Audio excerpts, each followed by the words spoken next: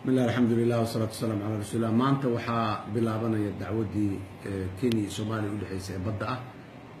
dacwadaas tiimka sharci yaqaanada Soomaalida ah maxkamadda ay tagayaan. dabcan tiimka Kenya sharci yaqaanadu way imaan doonaan. waxaan rabnaa anagu muhiimadda dacwadda badda waxay tahay dhulka biyaha Soomaaliya ay leedahay 1 mitir oo kamid ah inaan laga tanasulin. markii annaga iyo walaalaheen Kenya aan wada hadalnay oo aan wada hadalka isla keeni weynayna mushkiladda in lagu xalliyo si oo qaanuuni ah oo ilbaxnimo ah oo qawaaniinta caalamiga loo dugsanayo aad ayaan kalsooni badan ugu qabnaa inaan saxannahay oo waxaan ku doodaynaa wax xaq aan leenahay oo ummad ahaan aan u lahayn inuu yahay aan qabnaa.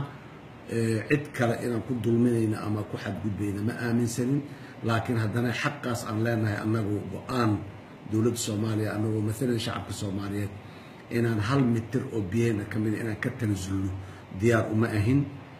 waxaan rabnaa inaan ku soo dhacsano sida qawaaniinta caalamiga iyo xadaaradda ilbaxnimadu ay qabto.